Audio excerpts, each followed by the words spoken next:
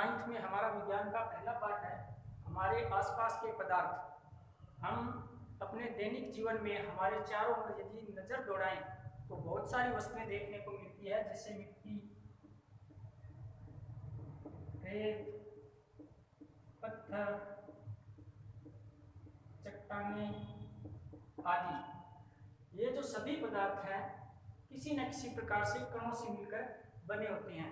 यदि हम ध्यान दें तो हम ये पाएंगे कि ये वस्तुएं एक निश्चित द्रव्यमान और आयतन रखती है, यानी कि इनका निश्चित द्रव्यमान है और इनका एक निश्चित आयतन है।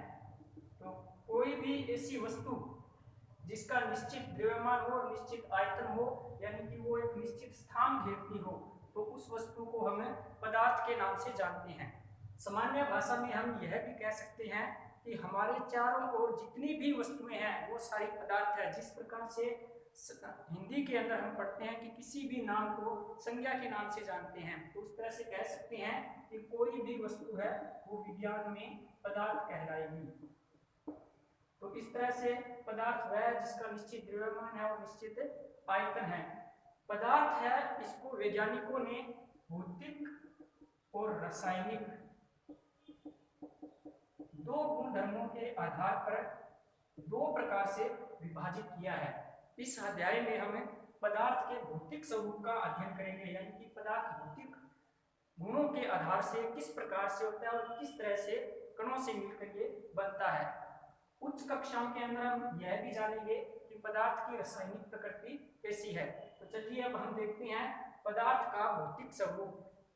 यदि हम पदार्थ का भौतिक स्वरूप देखें तो भौतिक स्वरूप के आधार पर पदार्थ के दो मुख्य गुण हमें देखने को मिलेंगे। सबसे पहला पदार्थ का मुख्य गुण है, पदार्थ है वह कणों से मिलकर बना होता है। पदार्थ कणों से मिलकर बनता है, मिलकर बनता है। अब देखते हैं हम पदार्थ का दूसरा मुख्य गुणधर्म।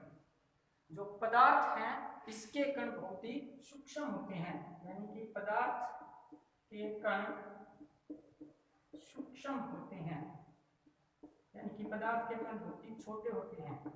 तो पदार्थ के जो ये दो मुख्य भौतिक स्वरूप है इनका हम अब गतिविधि से अध्ययन कर देखेंगे। सबसे पहला हम देखते हैं पदार्थ कणों से मिलकर बनता है। इसके लिए हम एक गतिविधि करेंगे। हम एक 100 ml का बीकर लेंगे और इस बीकर के अंदर हम पानी डाल देंगे। लगभग बीकर को आधा पानी से हमें भर देंगे। अब हम एक चम्मच लेंगे और उस चम्मच के अंदर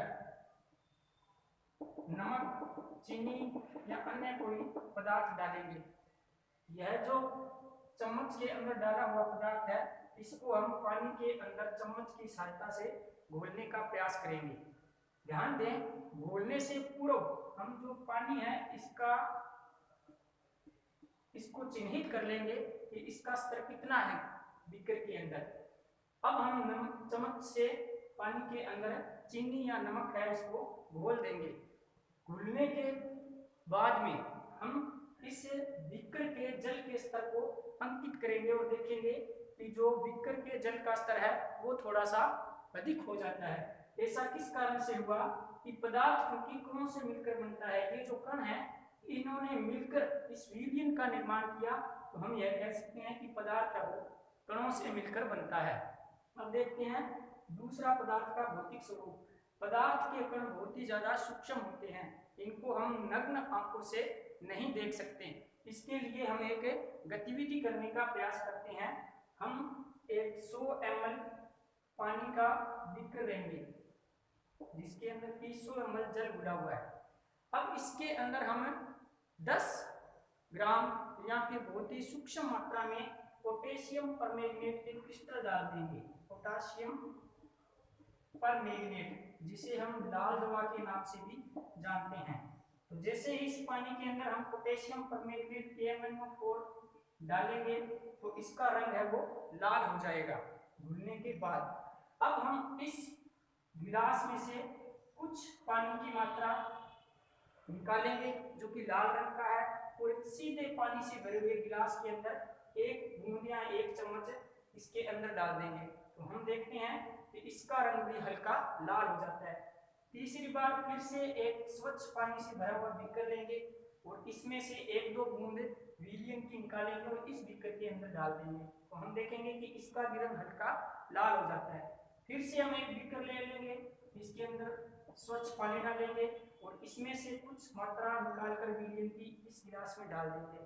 तो हम देखते हैं कि इसका भी रंग हल्का सा लाल हो जाता है। तो हर बार हमने ये देखा कि रंग है उसकी हालांकि चमक में अंतर आता है। इसका रंग गहरा होगा, इसका कम गहरा, इसका कम गहरा, इसका उससे भी कम गहरा, परंतु रंग जाना नहीं छूटता, यानी कि जो रंग है वो हर बार लाल रंग का आता रहता है। तो इससे ये सिद्ध होता है कि पदार्थ के कण बहुत ही सूक्ष्म है। तो इतनी सूक्ष्म मात्रा में हर बार हमने एक दो बूंदे निकाली, फिर भी जो गिलास है उसका रंग लाल आता गया। तो इस तरह से हम कह सकते हैं कि पदार्थ के कण बहुत ही सूक्ष्म होते हैं, इन्हें नग्न आंखों से हम नहीं देख सकते। पदार्थ के कणों के गुण, पूर्व में हमने पदार्थ का भौतिक स्वरूप जाना था। अब हम देखेंगे पदार्थ के कणों के अंदर क्या क्या गुण पाए जाते हैं।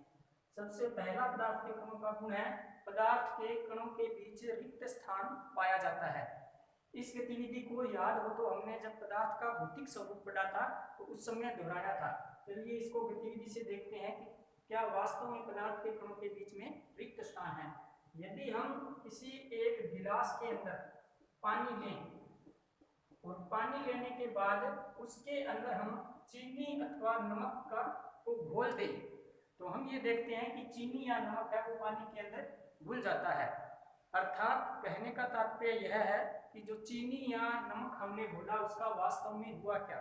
कहने का आशय है कि यहाँ पानी के जो कण हैं उनके बीच में रिक्त स्थान था, उन रिक्त स्थानों के अंदर चीनी या नमक है वो समावेशित हो गई, अतः पदार्थ के कणों में रिक्त स्थान पाया जाता है। दूसरा गुण है पदार्थ के कण निरंतर गतिशील होते हैं। यदि हम कमरे के किसी एक कोने के अंदर सीधी अगरबत्ती रख दें और उस अगरबत्ती की स्मेल को हम पहचाने तो दूर से हमें उस अगरबत्ती की सुगंध नहीं आएगी। सुगंध लेने के लिए हमें उस अगरबत्ती के पास में जाना पड़ेगा। अब यदि इस अगरबत्ती को हम जला दें तो हम देखेंगे कि अगरबत्ती की जो महक है वो पूरे कमरे के अंदर दूर दूर तक फैल जाती है। इसका मतलब जो अगरबत्ती के कण थे वो एक स्थान से दूसरे स्थान पर चले गए, यानी कि पदार्थ के कण निरंतर गतिशील रहते हैं, अर्थात अपना स्थान छोड़कर दूसरे स्थान पर जाते रहते हैं। तो इस तरह से जो पदार्थ के कणों का स्वतः एक स्थान से दूसरे स्थान तक जाना या पदार्थ के कणों का आपस में मिश्रण हो जाना, अंतर मिश्रण होना, विसरण कहलाता है। इसी तरह से यदि हम तापमान को बढ़ाते जाएं तो यह देखेंगे कि पदार्थ के कणों की जो गति है वो बढ़ जाती है, यानी गतिज ऊर्जा बढ़ जाती है। कण अपना स्थान छोड़कर दूसरे स्थान पर जाने लगते हैं। तो गतिज ऊर्जा में परिवर्तन के कारण जो अगरबत्ती है उसकी महक दूर तक पहुंच जाती है। दूसरा गुण हुआ पदार्थ के कण निरंतर गतिशील होते हैं। तीसरा पदार्थ का गुण है कि पदार्थ के कणों में आकर्षण होता है। यदि हम एक लोहे की कील ले, चौक लें, पत्थर लें या रबड़ ले लें और इनके ऊपर हथौड़े से हम प्रहार करें तो हम यह पाएंगे कि कील पर बहुत ज्यादा तेज प्रहार करने से कील है उसकी आकृति या बनावट में परिवर्तन आएगा। चौक पर हल्का सा प्रहार करते ये टूट जाएगा। पत्थर है इस पर भी हमें बहुत ताकत से प्रहार करना पड़ेगा। इसी तरह से रबड़ है इसको खींचकर चोट मारकर अपने इसकी परिवर्तन कर सकते हैं। तो कहने का मतलब पदार्थ के कणों में आकर्षण होता है, यानी कि पदार्थ के कण एक दूसरे को दृढ़ता पूर्वक बांधे रखते हैं। यहाँ पर जो कील है इसमें और पत्थर है इसमें आकर्षण बल ज्यादा है, यानी कि कण एक दूसरे को मजबूती से पकड़े हुए हैं। तो इस तरह से हम कह सकते हैं कि पदार्थ के कणों में आकर्षण होता है जिससे कण एक दूसरे को अपनी ओर आकर्षित करते रहते हैं। यदि इन कणों को हम पृथक करने का प्रयास करें तो एक समय ऐसा आएगा कि पदार्थ को अपने और अधिक सूक्ष्म भागों में विभाजित नहीं कर सकते। तो पदार्थ के कणों में आकर्षण बल होता है और आकर्षण बल की सामर्थ्य अलग अलग होती है। जिनमें वस्तुएं कठोर होती है उनमें प्रबल आकर्षण पाया जाता है और जो वस्तुएं नरम होती है उनमें दुर्बल आकर्षण पाया जाता है। इसी तरह से चलते हुए नल की धार को यदि हम उंगली से काटें तो उसको नहीं काट सकते, क्योंकि वो कण एक दूसरे को निरंतर क्या करते रहते हैं, आकर्षित करते रहते हैं। तो इस तरह से पदार्थ के गुणों के तीन मुख्य ये गुण हैं।